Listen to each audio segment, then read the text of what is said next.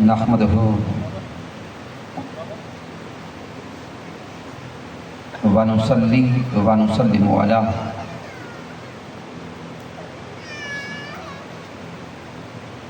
سيدنا ومولانا محمد نبي الأمين المكين الكريم الرؤوف الرحيم أما بعد فأعوذ بالله من الشيطان الرجيم بسم الله الرحمن الرحيم قال الله تبارك وتعالى في القرآن المجيد يا أيها الناس کلوا مما فی الارض حلالا طیبا ولا تتبعوا خطوات الشیطان انہ لکم عدو مبین صدق اللہ مولانا العظیم ان اللہ وملائکتہ یصلون علی النبی یا ایھا الذین آمنوا صلوا علیہ وسلموا تسلیما الصلاۃ والسلام علیک یا سیدی یا رسول اللہ وَعَلَىٰ آلِكَ وَأَصْحَابِكَ یا حبیب اللہ۔ اللہ رب العزت کی توفیق سے اور تاجدار کائنات صلی اللہ علیہ وآلہ وسلم کے ناعلین پاک کے تصدق سے رمضان المبارک کے بعد زندگی میں ایک بار پھر ہم کامراہ کی سرزمین پر عظیم الشان ماہانہ درس عرفان القرآن کی اس بابرکت نشست میں حاضر ہیں۔ اس درس عرفان القرآن کے انعقاد پر مبارکباد پیش کرتا ہوں تحریک منہاج القرآن کے جمیع قائدین اور کارکنان کو، منہاج القرآن علماء کونسل، منہاج القرآن یوتھ لیگ، مصطفی اسٹوڈنٹس موومنٹ اور منہاج القرآن ویمن لیگ کی ماؤں، بہنوں اور بیٹیوں کو، تمام فورمز کے قائدین اور کارکنان مبارکباد کے مستحق ہیں کہ جن کو اللہ رب العزت نے یہ توفیق بخشی ہے کہ وہ اس مادیت کے دور میں خدمت قرآن کے جذبہ کو لے کر دن رات دین اسلام کی خدمت اور نوکری کے لیے کوشاں ہے۔ دعا ہے مالک کائنات سب کی کاوش کو اپنی بارگاہ اقدس میں قبول فرمائے۔ سامعین محترم، آج کے درس عرفان القرآن کے لیے جس موضوع کا انتخاب کیا وہ ہے رزق حلال اور اس کی برکات۔ ذہن میں سوال پیدا ہوگا کہ اس موضوع کی غرض و غایت کیا ہے اور اس موضوع کے انتخاب کا مقصد کیا ہے۔ سامعین محترم، معاشرے پہ نگاہ ڈالیں تو ہمیں ہر طرف افراتفری نظر آتی ہے۔ ہر دوسرا انسان پریشان حال دکھائی دیتا ہے۔ کسی گھر میں مال کی تنگی کی پریشانی ہے تو کسی طرف والدین اولاد کی نافرمانی کی وجہ سے پریشان دکھائی دیں گے۔ کوئی انسان ذہنی اعتبار سے بے سکون نظر آتا ہے تو کسی طرف نفسیاتی بیماریاں دکھائی دیں گی۔ سامعین محترم، ان جمیع پریشانیوں اور دکھوں کے اسباب کو اگر دیکھیں تو آپ کو درجنوں اسباب نظر آئیں گے ان پریشانیوں کے، لیکن ان اسباب میں ایک بہت بڑا سبب ان پریشانیوں کا یہ بھی ہے کہ آج کے دور میں ہمارا رزق حلال نہیں رہا۔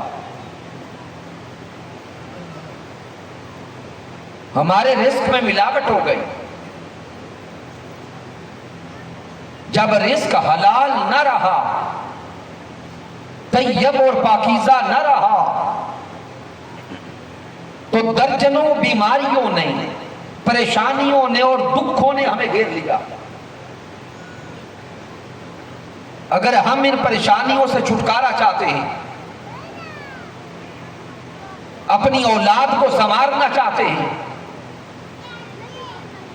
اور ان بیماریوں سے نجات چاہتے ہیں، تو ہمیں اپنے رزق کو حلال اور طیب کرنا ہوگا۔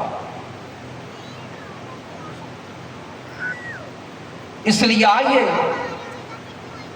قرآن و حدیث کی روشنی میں اس نقطہ کو سمجھنے کی کوشش کریں کہ رزق حلال کی اہمیت کیا ہے اور اس کی برکات کیا ہے۔ معزز سامعین، قرآن مجید فرقان حمید کا اگر مطالعہ کریں تو کم و بیش 123 مقامات پر قرآن مجید میں لفظ رزق آیا ہے۔ پھر اگر لفظ رزق کے معنی کو دیکھیں تو لغت میں اس کے کئی معنی آپ کے سامنے آئیں گے۔ لفظ رزق کا ایک معروف معنی غذا ہے۔ اسی لفظ رزق کا ایک معنی عطا ہے۔ اسی لفظ رزق کا ایک معنی نصیب، مقدر اور حصہ ہے۔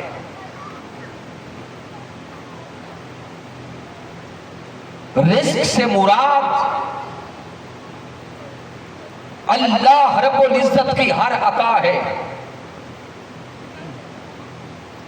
ہر وہ نعمت جو رب کائنات نے ہمیں عطا فرمائی وہ رزق کہلاتی ہے۔ مالک کائنات نے ہمیں جسم عطا کیا، لغوی اعتبار سے یہ بھی رزق ہے۔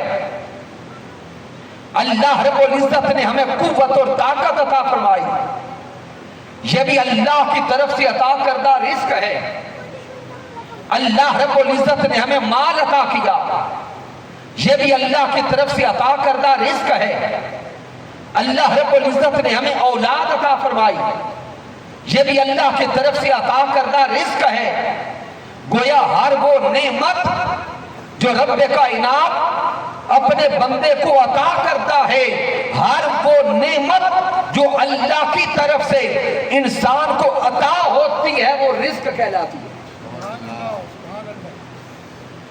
لیکن ہماری توجہ لفظ رزق کے جس معنی پر آج رہی گی وہ ہے غذا۔ اللہ رب العزت ہر کسی کا روزی رساں ہے۔ اللہ رب العزت ہر کسی کو غذا عطا فرمانے والا ہے۔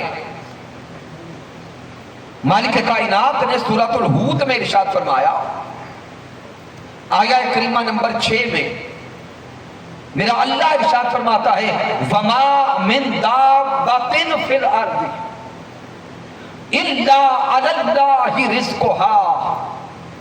رب کائنات نے فرمایا کہ زمین پر جتنے بھی جاندار چلتے ہیں اور زمین پر جتنے بھی جاندار تمہیں نظر آتے ہیں، ہر جاندار کا رزق اللہ نے اپنے ذمہ لیا۔ الا علی اللہ رزقها، ہر جاندار کا رزق اللہ کے ذمہ۔ پھر اللہ رب العزت نے سورۃ الجمعہ میں ارشاد فرمایا واللہ خیر الرازقین، اور اللہ رب العزت ہی سب سے بہتر رزق عطا فرمانے والا۔ تو سامعین محترم، جب لفظ رزق کا معنی سمجھ گئے، پھر آئیے لفظ رزق پہ غور کریں اور رزق کی اقسام کو دیکھیں۔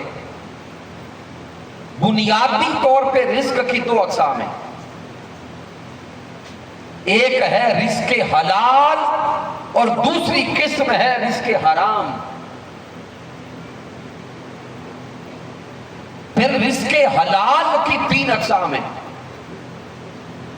رزق حلال کی پہلی قسم ہے واجب،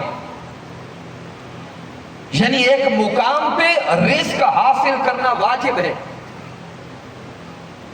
پھر رزق حلال کی دوسری قسم ہے مستحب، اور رزق حلال کی تیسری قسم ہے مباح اور جائز۔ اب ذہن سوال کرے گا کہ رزق حلال بس رزق حلال ہے، یہ واجب، مستحب اور مباح کیسے ہو گیا؟ تو اب سامعین محترم، یہ نقطہ سمجھنے والا ہے۔ انسان کی اپنی بنیادی ضروریات زندگی کو پورا کرنے کے لیے رزق حلال کا حاصل کرنا واجب ہے۔ یہ لفظ بولیں گے، بنیادی ضروریات زندگی پورا کرنے کے لیے۔ اب بنیادی ضروریات زندگی کیا ہیں؟ انسان اس دنیا میں رہتا ہے، مالک کائنات نے انسان کے ساتھ پیٹ لگایا، بھوک لگتی ہے، تو جب بھوک لگتی ہے اس بھوک کو مٹانے کے لیے غذا چاہیے، کھانا چاہیے، روزی و روٹی چاہیے، تو اس بھوک کو مٹانے کے لیے، روزی و روٹی کے لیے مال کا کمانا اور رزق کا حاصل کرنا یہ واجب ہے۔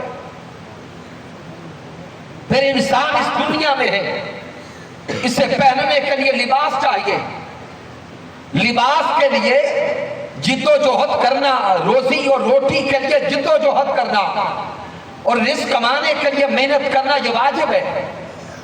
پھر انسان اس دنیا میں ہے تو رہنے کے لیے مسکن چاہیے، گھر چاہیے، ٹھکانہ چاہیے، عزت کے ساتھ رہنے کے لیے، گھر کے حصول کے لیے محنت کرنا اور رزق کمانا یہ واجب ہے۔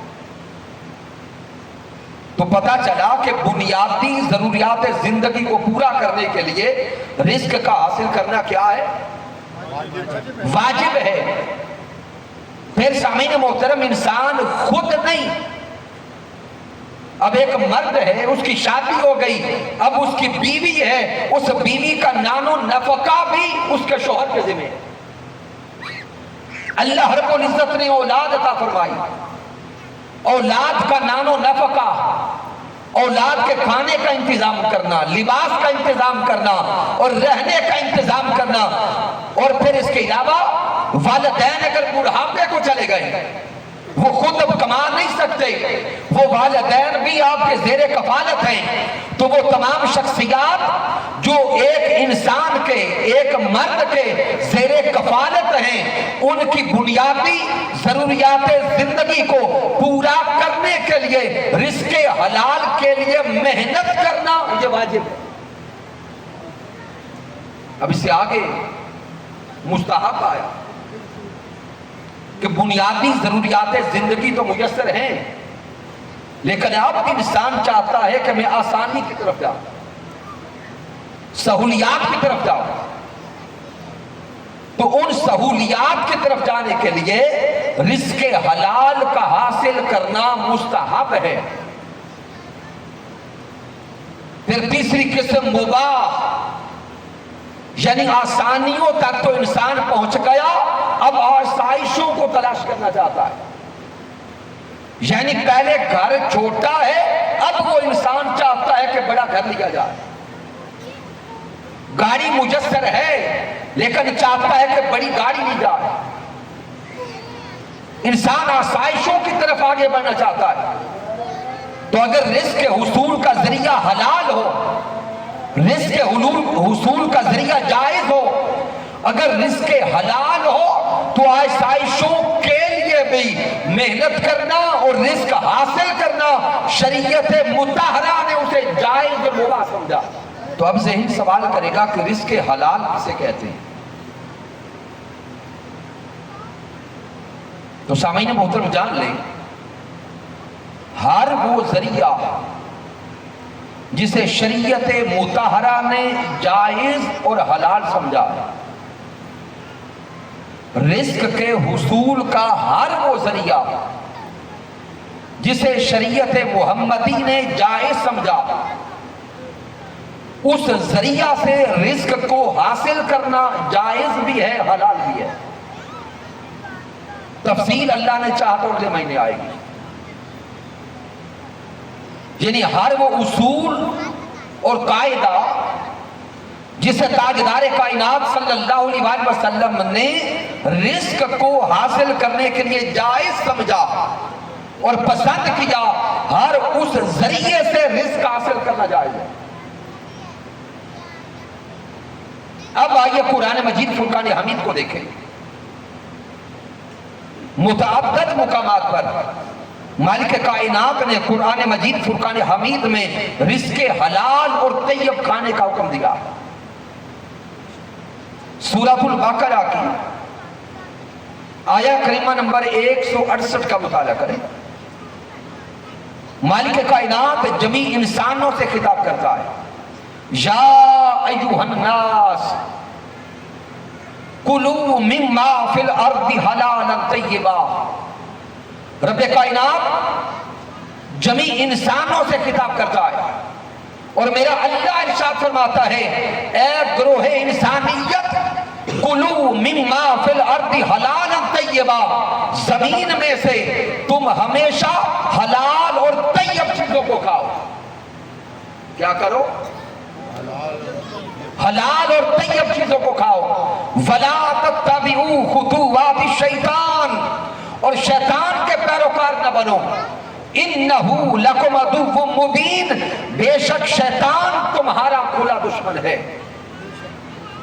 سامعین محترم، توجہ طلب نکتہ یہ ہے کہ رب کائنات یہاں پر یا ایھا الناس ارشاد فرما کے جمیع انسانوں سے خطاب کر رہا۔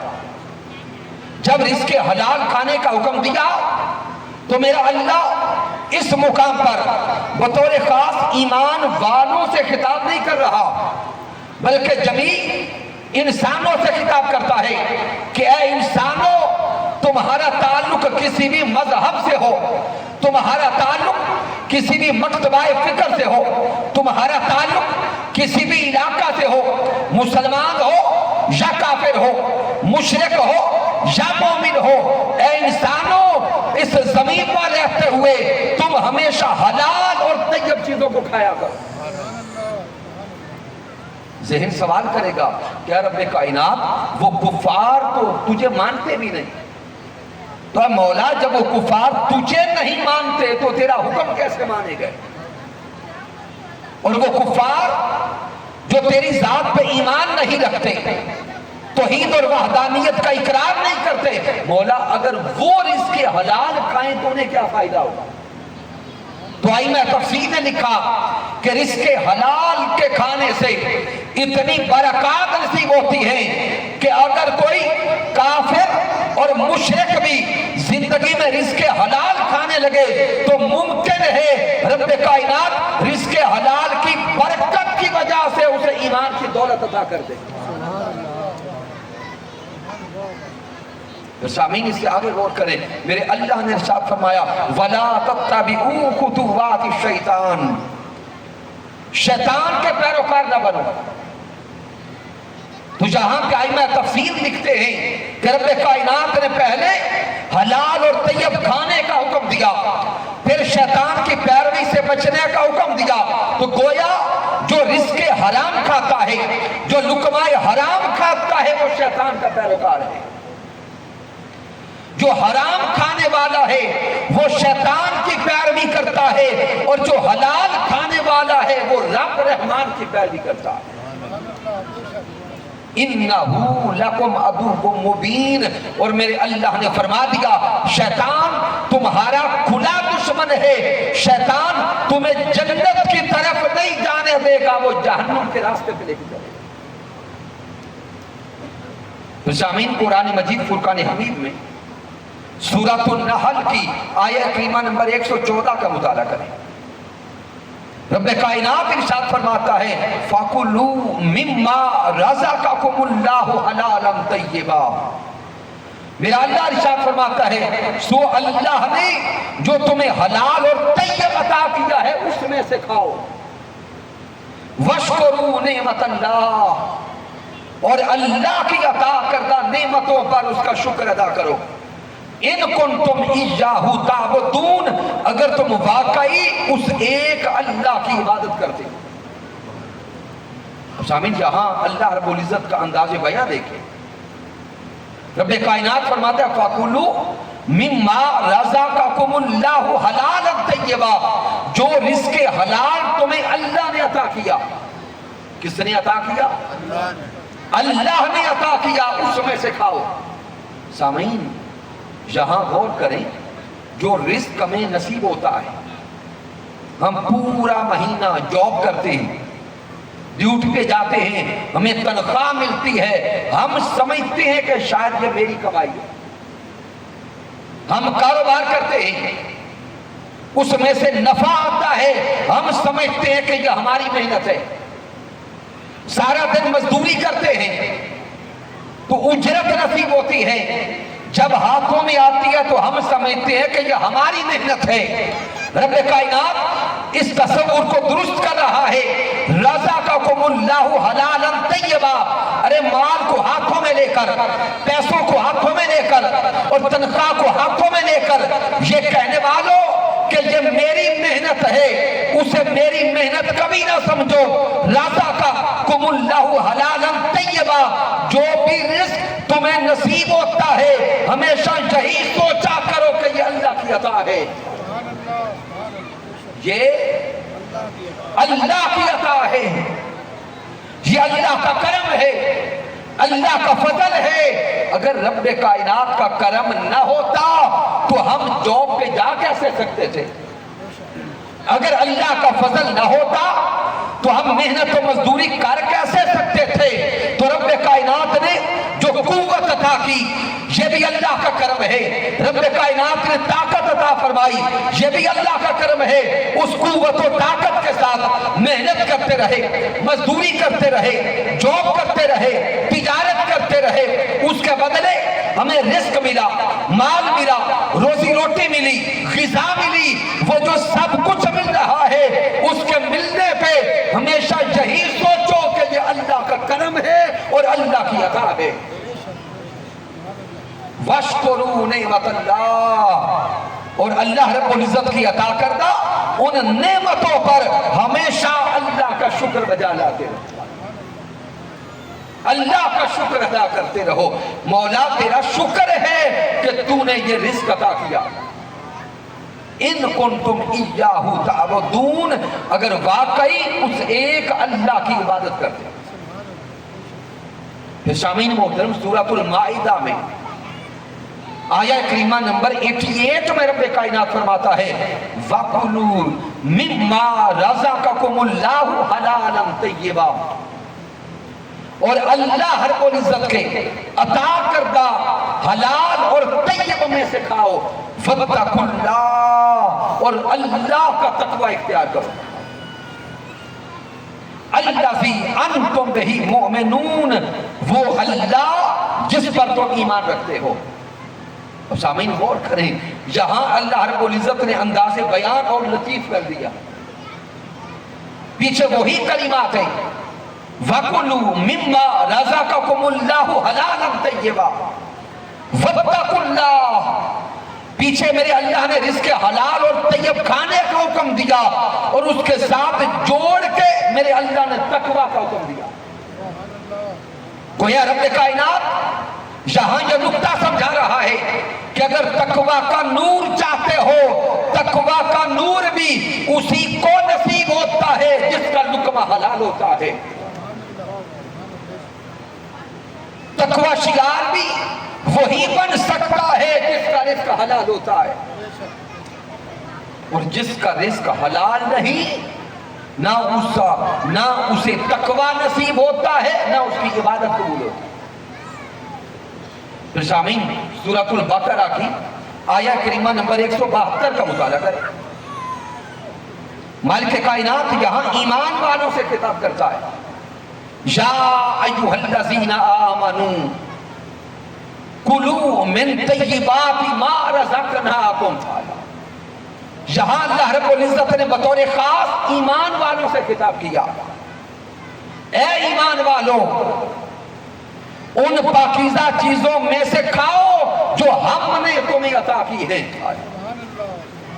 یہاں اللہ رب العزت ایمان والوں سے کلام کر رہا، اے ایمان والوں ان پاکیزہ چیزوں میں سے کھاؤ جو ہم نے تمہیں عطا کی ہیں، وَاشْكُرُوا لِلَّهِ اور اللہ کا شکر ادا کرو، ان کنتم ایّاہ تعبدون اگر واقعی اس ایک اللہ کی عبادت کرتے ہیں۔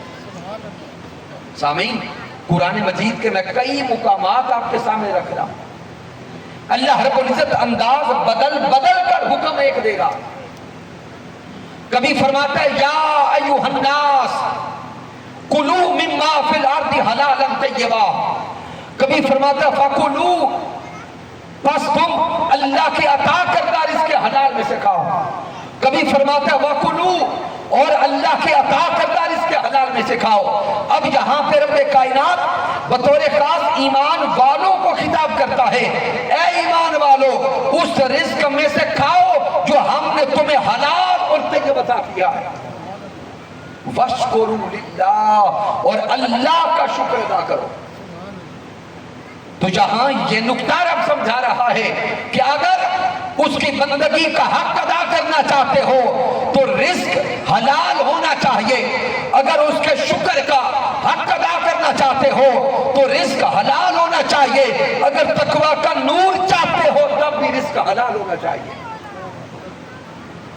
سامعین، اس سے اگلی منزل پہ آئیں، رب کائنات سورۃ المؤمنون کی آیہ کریمہ نمبر 51 میں اب رسولوں سے خطاب کرتا ہے، یا ایھا الرسول کلوا من الطیبات، اے رسول اعظام آپ بھی رزق حلال و طیب کھائیں۔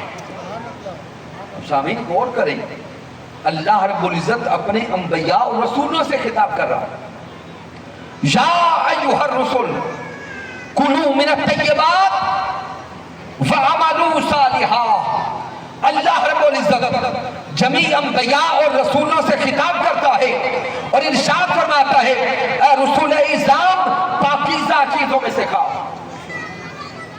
اب ذہن سوال کرے گا کہ اے مولا تو خطاب اپنے انبیاء سے کر رہا ہے، رسولوں سے کر رہا ہے، رسول تو خود پاکیزہ ہے، تیرے بھیجے ہوئے رسول اپنی ذات میں پاکیزہ ہیں، یہ کیسے ممکن ہے کہ معاذ اللہ وہ حرام کے قریب جائے؟ تو مولا جب وہ حرام کے قریب جا نہیں سکتے، وہ پاک ہیں، پاکیزہ ہیں، گناہوں سے پاک ہیں، منزہ ہیں، مصفہ ہیں، مطہر ہیں، تو مولا تو رسولوں سے کیوں فرماتا ہے یا ایھا الرسول کلوا من الطیبات؟ اے رسول اعظام آپ پاکیزہ چیزوں کو کھائیں۔ تو ائمہ تفسیر نے لکھا رب کائنات خطاب رسولوں کو کر کے اور انبیاء کو کر کے امتوں کو پیغام دینا چاہتا ہے، اے رسولوں کی امتوں سمجھ لو، اگر رب کائنات اپنے انبیاء اور رسولوں کو رزق حلال کھانے کا حکم دے رہا ہے تو پھر رزق حلال اور طیب کھانے کی اہمیت کیا ہوگی؟ سامعین غور کریں قرآن مجید پر، میں صرف انہی 5 مقامات پر اکتفا کرتے ہوئے آپ کی توجہ اس طرف لانا چاہتا ہوں کہ اللہ رب العزت کبھی رزق حلال کھانے کا حکم دینے کے لیے یا ایھا الناس کا خطاب کرتا ہے، کبھی رزق حلال اور طیب کھانے کا حکم دینے کے لیے یا ایھا الذین آمنوا کا خطاب کرتا ہے، کبھی رزق حلال اور طیب کھانے کا حکم دینے کے لیے یا ایھا الرسول کا خطاب کرتا ہے۔ گویا رب کائنات جمیع انسانوں کو، ایمان والوں کو یہ پیغام دینا چاہتا ہے، میں نے تمہیں زمین پہ بھیجا ہے، دنیا میں بھیجا ہے، اگر زندگی میں برکت چاہتے ہو، رزق میں برکت چاہتے ہو، تقوی کا نور چاہتے ہو، میرا قرب چاہتے ہو، رزق حلال کھاؤ، رزق اللہ کا قرب نصیب ہوتا جائے. اب سامعین محترم آئیے احادیث نبوی سے رزق حلال اور طیب کھانے کی اہمیت کو سمجھیں. پہلی جو حدیث مبارکہ آج عرض کرنے لگا، اس حدیث مبارکہ کے راوی حضرت عبداللہ بن مسعود رضی اللہ تعالی عنہ ہیں، اور صاحب مشکات اس حدیث پاک کو نقل کرتے ہیں. میرے آقا تاجدار کائنات صلی اللہ علیہ وآلہ وسلم نے بڑا اہم پیغام دیا ہے اس حدیث مبارکہ. محبوب علیہ السلام نے ارشاد فرمایا طلب کسب الحلال فریضۃ بعد الفریضہ. میرے آقا نے ارشاد فرمایا کہ وہ فرائض جو اللہ کی طرف سے ہر انسان اور ہر مسلمان پر عائد ہیں، ان فرائض کی بجا آوری کے بعد رزق حلال کا حاصل کرنا بھی فرض ہے. اللہ کی طرف سے عائد کردہ فرائض کی بجا آوری کے بعد رزق حلال کا حاصل کرنا، اونچا بولیں گے، فرض ہے. اب سامعین یہاں پر ایک لطیف نکتہ ہے، رزق کے حصول کے اعتبار سے بھی ہمارا معاشرہ افراط و تفریط کا شکار ہو گیا. کثیر لوگ تو وہ ہیں جنہوں نے رزق حلال کی طرف دھیان کرنا بھی چھوڑ دیا ہیں مسلمان. اور یہ اگلے ماہ ڈسکس کریں گے کہ ہمارا رزق حرام کیسے ہوتا ہے. اگلے ماہ درس عرفان القرآن کا موضوع ہوگا رزق حرام اور اس کے نقصانات. آج صرف اسی نقطہ کو مکمل سمجھتے ہیں، رزق حلال اور اس کی برکات. تو سامعین رزق حصول کے اعتبار سے ہمارا معاشرہ افراط و تفریط کا شکار ہو گیا. ایک تو وہ طبقہ ہے جو حرام کی دل دل میں دھنس چکا ہے، اسے حلال اور حرام کا فرق ختم ہو گیا. لیکن دوسری طرف جو حلال کمانے والے، وہ آقا تاجدار کائنات صلی اللہ علیہ وآلہ وسلم کی اس حدیث مبارکہ کو پیش نظر نہیں رکھتے. پیارے محبوب علیہ السلام نے ارشاد فرمایا طلب کسب الحلال فریضۃ بعد الفریضہ، کہ اللہ رب العزت کی طرف سے ادا کردہ عائد کردہ فرائض کو مکمل کرنے کے بعد رزق حلال حاصل کرنا فرض ہے. اب اللہ کی طرف سے عائد کردہ فرائض کون سے ہیں؟ ہر روز نماز پنجگانہ اللہ کی طرف سے عائد کردہ فرض ہے. ماہ رمضان آ جائے تو رمضان کے روزے، صاحب نصاب ہوں تو سال میں ایک بار زکوٰۃ کی ادائیگی، صاحب حیثیت ہو تو زندگی میں ایک بار حج ادا کرنا. یہ اللہ کی طرف سے انسانوں پر فرض ہیں. لیکن سامعین محترم، وہ لوگ جو رزق حلال کمانے کو فرض سمجھتے ہیں، مزدوری کرتے ہیں، جاب کرتے ہیں، نوکری کرتے ہیں، بالخصوص دوپہر کے اوقات جب سورج ڈھلتا ہے تو نماز ظہر کا وقت ہوتا ہے، وہ اپنے کام میں لگے ہیں اور نماز ظہر ادا کرنے کی طرف دھیان بھی نہیں جاتا. اگر کبھی کوئی دھیان اس طرف کروانے کی کوشش کرے اور کہے کہ بھائی جان نماز ظہر ادا کر لیں، تو وہ جواب کیا دیتے ہیں کہ دیکھتے نہیں ہیں کہ میں ایک فرض ادا کر رہا ہوں، یعنی رزق حلال حاصل کرنے کے لیے محنت کر رہا ہوں، یہ فرض ہے. تو اس فرض کو چھوڑ کے میں اس طرف کیسے جاؤں؟ تو سامعین محترم، اس حدیث مبارکہ کو ذہن میں رکھتے ہوئے یہ نکتہ سمجھ لیں کہ اللہ کی طرف سے عائد کردہ فرائض ان کو مکمل کرنا پہلے لازم ہے، وہ مکمل کر چکے تو رزق حلال پھر فرض ہے. گویا اگر کوئی نماز پنجگانہ ادا نہیں کرتا اور کہتا ہے کہ رزق حلال کما رہا ہوں، یہ فرض ہے، رزق حلال کا اجر اور ثواب تو ملے گا، لیکن اس رزق حلال کمانے کی وجہ سے جو نماز چھوڑی ہے وہ ساقط نہیں ہو جائے گی، اس کا گناہ اس کے ذمہ رہے گا۔ لہذا آقا علیہ السلام کی تعلیمات کو سمجھ کے جا۔ پھر محبوب علیہ السلام نے ارشاد فرمایا، اور اس حدیث مبارکہ کے راوی حضرت ابو ہریرہ رضی اللہ تعالی عنہ ہے۔ امام بخاری اس حدیث مبارکہ کو صحیح بخاری ملا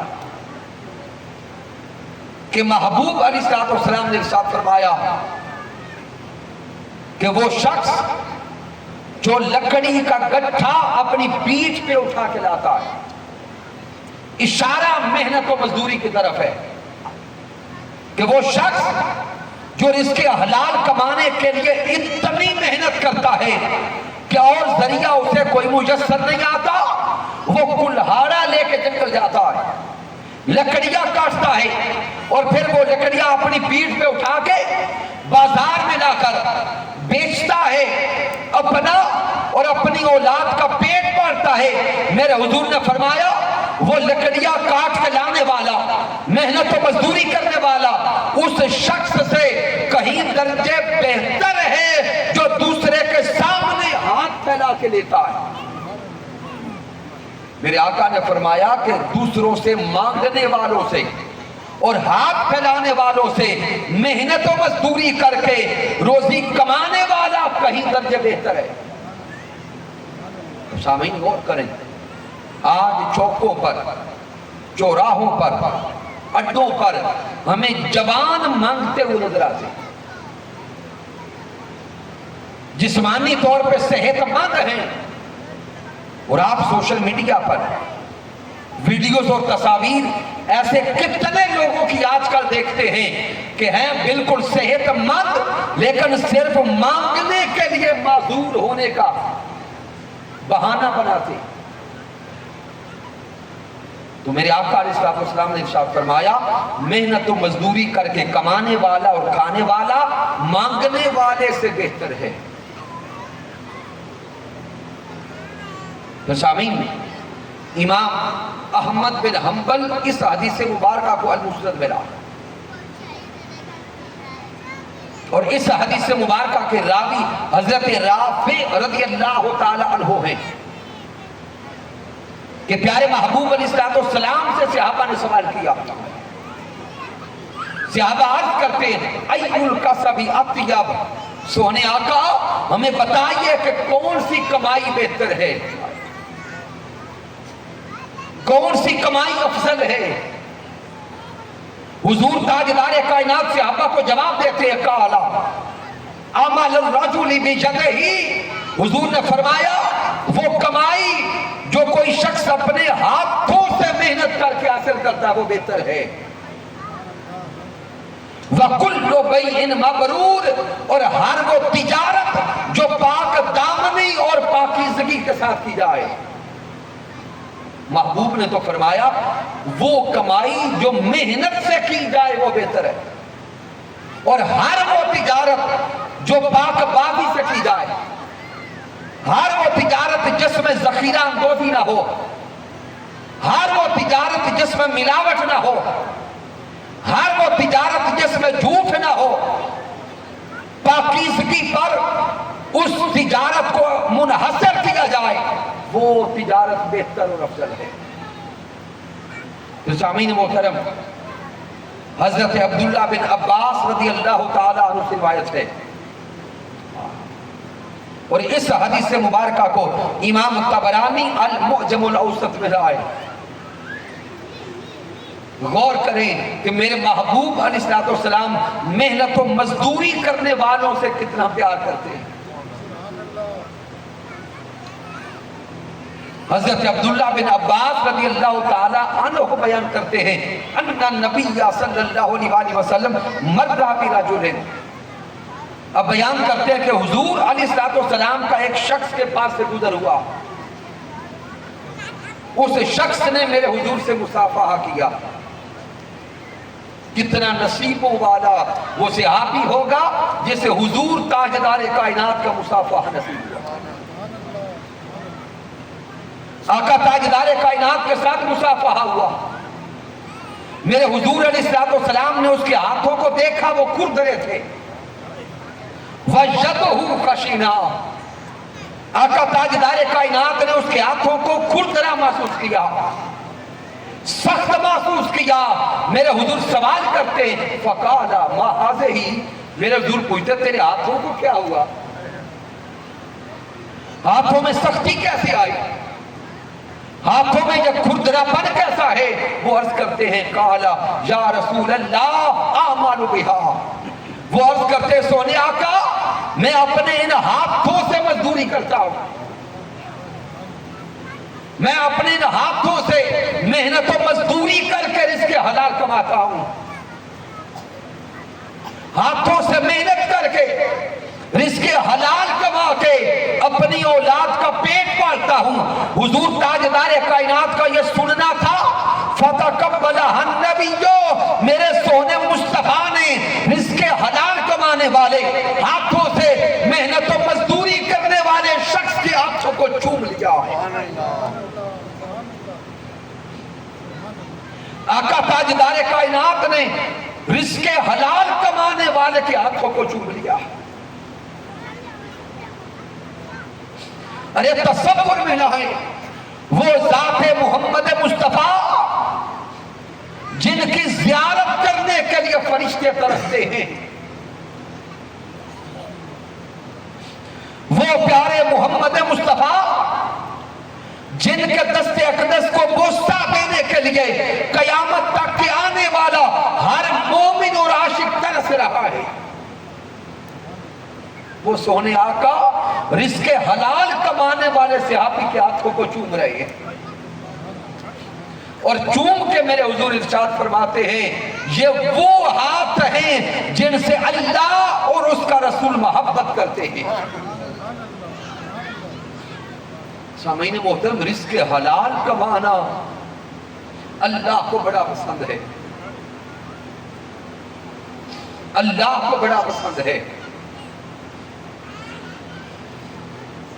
پھر سے اگلی حدیث مبارکہ پہ غور کریں. حضرت عبداللہ بن عباس رضی اللہ تعالی عنہ ہی اس کے بھی راوی ہیں. اب غور کریں میرے محبوب علیہ السلام نے کس درجے تک محنت و مزدوری کرنے والے کے احساسات کو بیان کیا. سامعین، محنت جب انسان کرتا ہے، اب جاب کرتے ہیں، جب سارا دن نوکری کرتے ہیں، محنت کرتے ہیں، تو جسم تھکتا ہے کہ نہیں تھکتا؟ بولیں گے شام تک جسم میں تھکاوٹ آتی ہے. میرے محبوب علیہ السلام نے اب محنت و مزدوری کرنے والے اور جسم کو تھکانے والے کی تھکاوٹ کو بیان کیا. آئے آئے میرے محبوب نے ارشاد فرمایا من امسا قالن من عمل یدہ، آقا نے فرمایا وہ شخص جو اپنے ہاتھوں سے سارا دن محنت و مزدوری کرتا کرتا شام تک تھک جاتا ہے، اور تھکے ہارے وہ واپس گھر پلٹتا ہے، سارا دن رزق حلال کے حصول کے لیے محنت کرتے کرتے جسم کو تھکاتا ہے. میرے آقا نے فرمایا امسا مغفور لہ، حضور نے فرمایا وہ جو تھک ہار کر شام کو گھر واپس پلٹتا ہے، رب کائنات اعلان کر دیتا ہے فرشتوں گواہ ہو جاؤ اس کی یہ شام شام مغفرت ہے.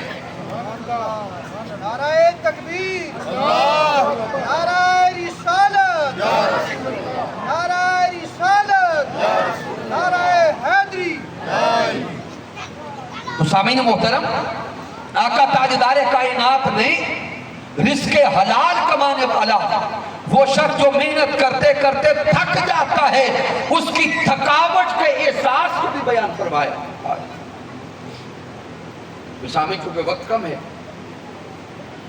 رزق حلال حاصل کرنے سے ملتا کیا ہے؟ اگر رزق حلال ہو تو دعائیں قبول ہوتی ہیں، اگر رزق حلال اور طیب ہو تو دعائیں قبول ہوتی ہیں. آئیے آج کے درس عرفان القرآن میں مستجاب الدعوات بننے کا اصول لے کے جائیں۔ ہر کوئی چاہتا ہے کہ میں رب کی بارگاہ میں مستجاب الدعوات بن جاؤں۔ ہر کوئی چاہتا ہے کہ میری دعائیں رب کی بارگاہ میں قبول ہو جائیں۔ ہر کسی کی تمنا ہے کہ میری زبان سے جو دعا نکلے اللہ قبول کر لے۔ بولے کیا چاہتے ہیں کہ دعائیں قبول ہو جائیں؟ ہاتھ کھڑا کر کے بتائیں۔ آج اصول لے کے جائیں، اور وہ اصول کیا ہے؟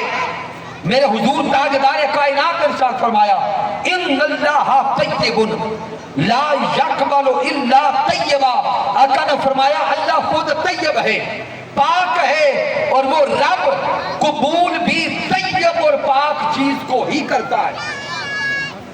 گویا جس کا جسم پاک پاکیزہ اور طاہر خوراک سے پلا ہے، جو رزق حلال کھاتا ہے، اس کی زبان سے جو دعا نکلتی ہے اللہ قبول فرماتا ہے۔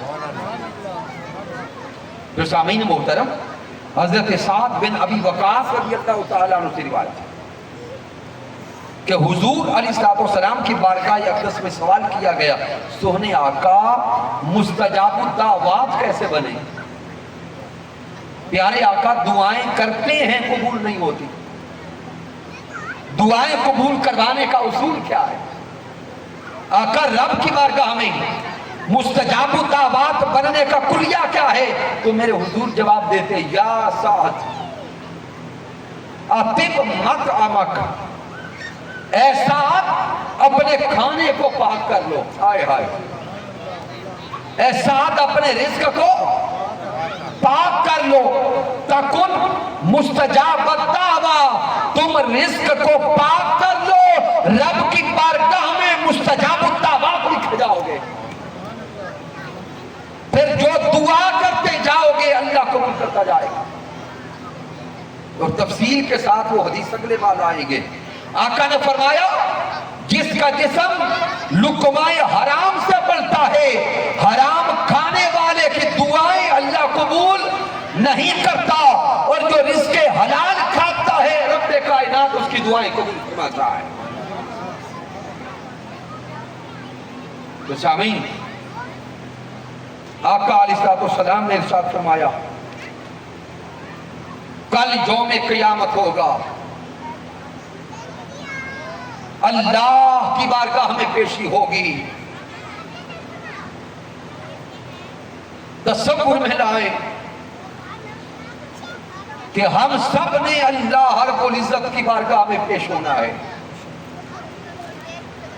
میرے آقا نے فرمایا جب اللہ رب العزت کی بارگاہ میں حاضری ہوگی، اس وقت تک کوئی شخص بھی اللہ کی بارگاہ سے نہ ہٹ سکے گا جب تک 5 سوالوں کے جواب نہ دے دے۔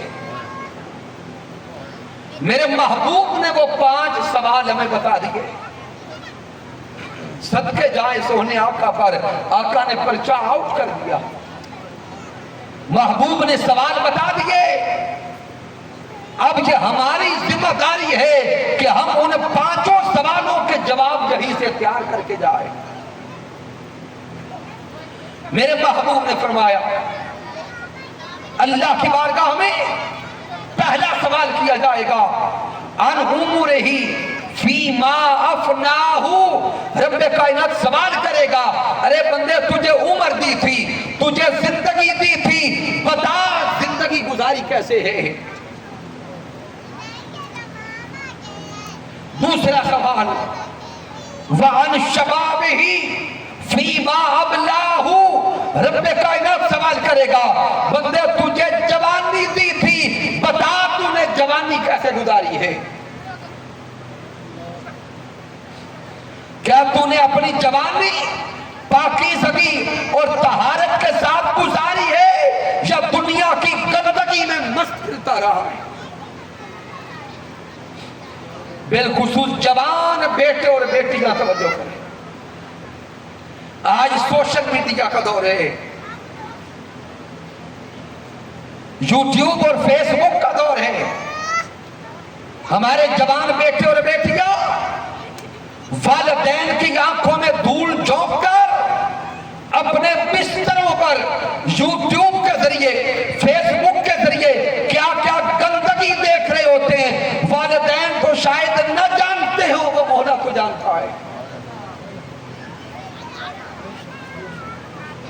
اپنے والدین کو دھوکہ نہ دے، اپنی جوانیوں کو پاکیزہ رکھے. کل یوم قیامت رب کائنات کی بارگاہ میں سوال کیا جائے گا کہ رے بندے بتا جوانی کیسے گزاری ہے. تیسرا سوال رب کی بارگاہ میں ہوگا وَعَنْ مَالِهِ مِنْ أَيْنَ اكْتَسَبَهُ. ارے بندے تیرے پاس مال تھا، بتا وہ مال کمایا کیسے تھا؟ مال کے حصول کا ذریعہ حلال تھا یا حرام تھا؟ وَفِيمَا أَنْفَقَهُ. اور وہ جو مال تیرے ہاتھوں میں تھا بتا وہ لگایا کہاں پہ تھا؟ وَعَنْ عِلْمِهِ مَاذَا عَمِلَ بِهِ. اور بندے تجھے علم دیا تھا، بتا کیا اس علم کے مطابق عمل کیا تھا؟ کل یوم قیامت اللہ کی بارگاہ میں یہ 5 سوال ہوں گے. اور اس حدیث مبارکہ کو امام ترمذی نے نقل کیا. سامعین محترم، آنکھیں بند کر کے تصورات کی دنیا میں ڈوب کر اپنی گزری ہوئی ساری زندگی کو سامنے رکھ کے سوچیں تو صحیح، کیا ان سوالوں کا جواب ہم نے تیار کر لیا ہے؟ اگر نہیں کر سکے تو آج کے درس عرفان القرآن سے یہ پیغام لے کے جائیں، آئیے زندگیوں کو پاکیزہ کریں، جوانیوں کو پاکیزہ کریں، رزق کو پاکیزہ کریں. اگر پاکیزگی کی طرف نہ لوٹے تو کل رب کی بارگاہ ہمیں کیا جواب دے گی؟ تو سامعین اختتام کر رہا ہوں ایک اہم واقعہ پر کہ رزق حلال کھانے سے ملتا کیا ہے. بڑا اہم واقعہ ہے کہ حضرت امام شافعی رحمت اللہ تعالی علیہ، آپ استاذ ہیں حضرت امام احمد بن حنبل رحمت اللہ تعالی علیہ کے، اور امام احمد بن حنبل رحمت اللہ تعالی علیہ اپنے گھر میں اپنی اولاد میں بیٹھ کر امام شافعی رحمت اللہ تعالی علیہ کے تقوی، زہد اور ورع کی باتیں بتاتے رہتے تھے. ایک دن امام احمد بن حنبل رحمت اللہ تعالی علیہ نے امام شافعی رحمت اللہ تعالی علیہ کو اپنے گھر دعوت میں بلایا. اچھے کھانے کا اہتمام کیا. امام شافعی رحمت اللہ تعالی علیہ تشریف لائے، دسترخوان سجایا گیا، کھانا پیش کیا گیا. تو امام شافعی رحمت اللہ تعالی علیہ نے معمول سے ہٹ کے کھانا زیادہ کھایا. جب کھانا تناول فرما چکے، مہمان خانے کی طرف گئے، وہ اپنے بستر پہ گئے تو حضرت امام احمد بن حنبل رحمت اللہ تعالی علیہ کی بیٹیوں نے صبح تہجد کے وضو کے لیے پانی کا لوٹا بھر کے باہر دروازے پہ رکھ دیا کہ جب تہجد کے لیے اٹھیں گے، وضو کرنا ہوگا تو پانی مانگنا نہ پڑے، پانی باہر دروازے پہ. لیکن سامعین محترم، جب رات گزر گئی، سارے گھر والے اٹھے، امام احمد بن حنبل کی بیٹیوں نے دیکھا تو وہ پانی اسی طرح موجود ہے، اس سے وضو نہیں کیا گیا. اب ان بیٹیوں کے ذہن میں کچھ سوالات آئے اور وہ سوالات اپنے والد محترم حضرت امام احمد بن حنبل سے کرتی ہیں کہ بابا جان آپ تو کہتے تھے میرے والد محترم بڑے تقوی شیار ہیں، اللہ کی عبادت میں رہنے والے، جبکہ ہم نے آپ کی والد محترم حضرت امام شافعی کا محمول اس سے ہٹ کر دیکھا ہے۔ وہ کیا کہ ایک تو اللہ والے کھانا کم کھاتے ہیں، جبکہ ہم نے محسوس کیا کہ آپ کے والد محترم نے کھانا بہت زیادہ کھایا۔ دوسرا، ہم نے تہجد کے لیے وضو کرنے کے لیے پانی کا لوٹا رکھا تھا، صبح اٹھ کے دیکھا تو پانی اسی طرح موجود ہے، وضو نہیں کیا۔ تو جب امام احمد بن حنبل سے بیٹیوں نے یہ سوال کیے تو امام احمد بن حنبل اسی طرح اٹھے اور امام شافعی کی بارگاہ میں آ کے وہ سوال کرتے، کیا استاذ محترم میری بیٹیاں یہ سوال کر رہی ہیں، اس کا جواب دیں۔ اب جواب سنیے گا، نکتہ سمجھیے گا۔ امام شافعی رحمت اللہ تعالی علیہ فرماتے کہ احمد بن حنبل یہ بات درست ہے کہ میں نے معمول سے ہٹ کے آپ کے دسترخوان پہ کھانا زیادہ کھایا۔ کیوں زیادہ کھایا؟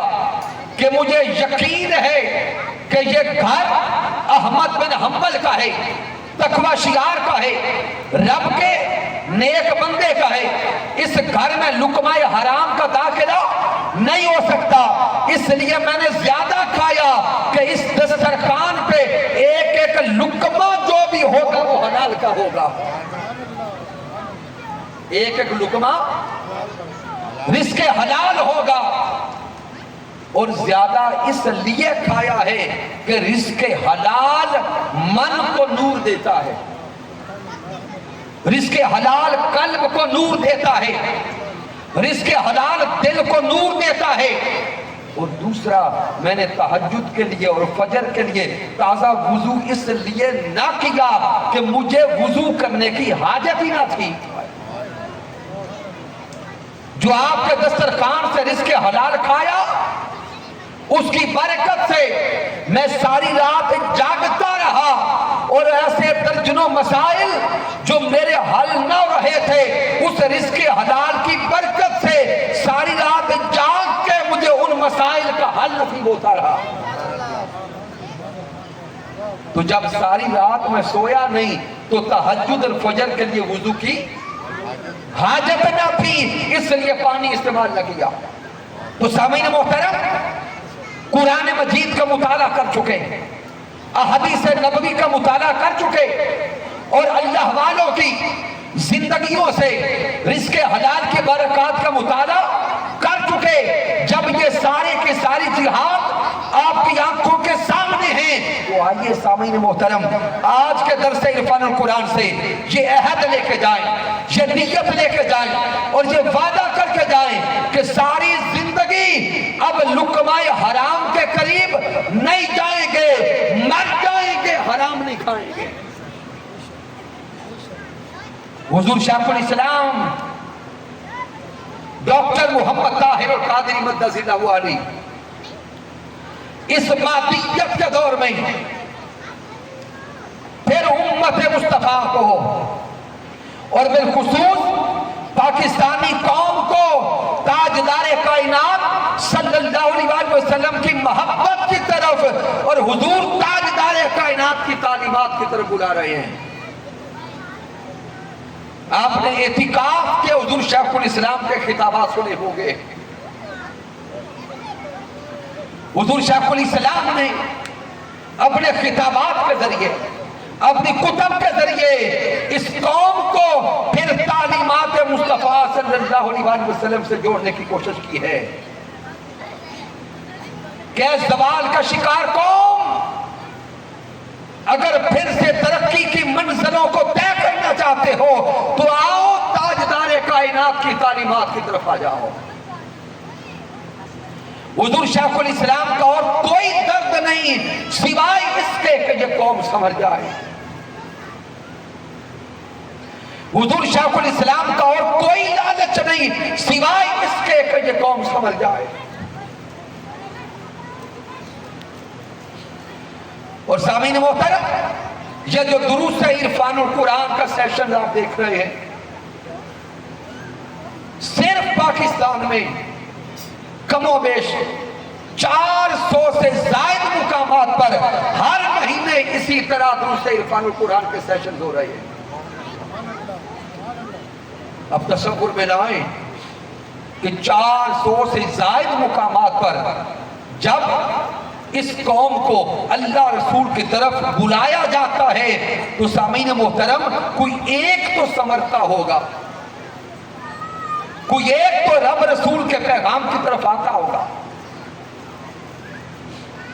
آئیے ہم بھی اپنے حصے کی شمع جلائیں، ان دروس عرفان القرآن کے ذریعے، مراکز علم کے ذریعے، ہفتہ وار حلقہ درود و فکر کے ذریعے اپنے گھروں کو تربیت کے ماحول کی طرف لائیں۔ اگر چاہتے ہیں کہ اولادیں سنور جائیں، والدین اگر چاہتے ہیں کہ ہماری اولادیں فرما بردار ہو جائیں، والدین اگر چاہتے ہیں کہ ہماری اولادیں ہمارے بڑھاپے کا سہارا بن جائیں، تو ابھی وقت ہے کہ اپنے گھروں میں تربیت کا ماحول پیدا کر لیں۔ حضور شیخ الاسلام ڈاکٹر محمد طاہر القادری مدد اللہ والی کے خطابات اپنے گھروں میں سنایا کریں، مراکز علم کو قائم کریں، ہفتہ وار حلقہ درود و سلام کا انعقاد کریں، اور ان حلقات درود و سلام میں والدین خود بیٹھیں اور اپنی اولاد کی تربیت کریں۔ حضور شیخ الاسلام ڈاکٹر محمد طاہر القادری مدد اللہ والی کی متعدد کتب آپ کو کتب سٹال پہ مل جائے گی۔ کوشش کریں کم از کم ایک کتاب ہر شخص اپنے گھر لے کے جائے۔ آئندہ ماہ میرے اللہ رب العزت نے چاہا تو ہمارے درس عرفان القرآن کا موضوع رزق حرام اور اس کے نقصانات ہوگا۔ کی محمد سے وفا تو نے تو ہم تیرے ہیں، یہ جہاں چیز ہے کیا، لوح و قلم تیرے ہیں۔ میں نے جو کچھ بیان کیا اگر اس میں کوئی کمی ہے، کوئی کجی ہے، کوئی غلطی ہے تو مجھ ناچیز کی طرف سے ہے، مالک کائنات معاف فرمائے۔